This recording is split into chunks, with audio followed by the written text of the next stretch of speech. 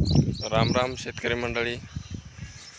आजचा व्हिडिओ बनवायचं कारण म्हणजे उद्या 8 तारीख, कारण की उद्यापासून खरं शेतकऱ्याची कामाची सुरुवात होणार आहे। कारण की उद्यापासून मृग नक्षत्र लागणार आहे। हिंदू पंचांगानुसार हे पुरे 27 नक्षत्र असतात। मग त्या 27 नक्षत्रापैकी जे आपले शेतकऱ्याचे जे नक्षत्र असतात, समजा सगळेच नक्षत्र समजा चांगले असतात, पण जे शेतकऱ्याच्या हिताचे जे नक्षत्र असतात ते 9 असतात। तर त्याची सुरुवात उद्यापासून होणार आहे, म्हणजे 8 तारखेपासून।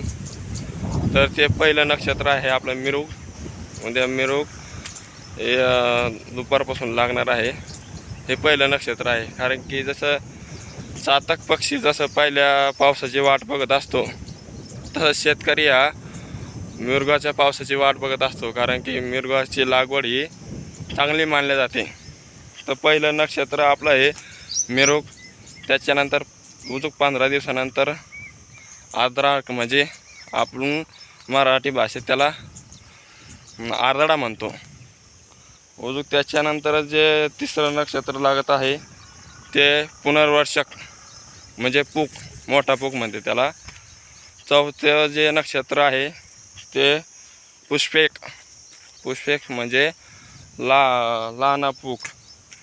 आणि आपलं 5वं जे नक्षत्र आहे ते आहे आश्लेषार्क, म्हणजे त्याला आपण मराठीत आसळका म्हणतो।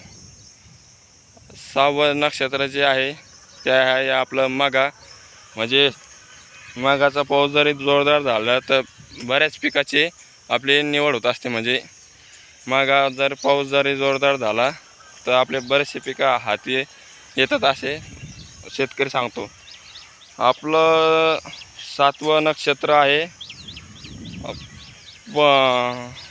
पूर्व फाल्गुन, म्हणजे पूर्वा, मराठीत त्याला आपण पूर्वा म्हणतो। आणि 8वं नक्षत्र आहे उत्तरा। आणि 9वं आपलं नक्षत्र आहे हस्ती, म्हणजे त्याला संस्कृतमध्ये हस्तेरका म्हणतात। कारण की बऱ्याच शेतकऱ्याला आपले नक्षत्र माहीत नसतात, कारण की शेतकऱ्याला आपल्या कामातून टाईम भेटतच नसतो।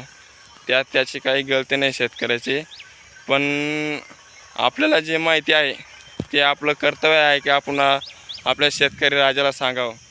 कारण की ह्या नक्षत्रावरच आपल्या शेतकऱ्याचं संपूर्ण जीवन अवलंबून असतं।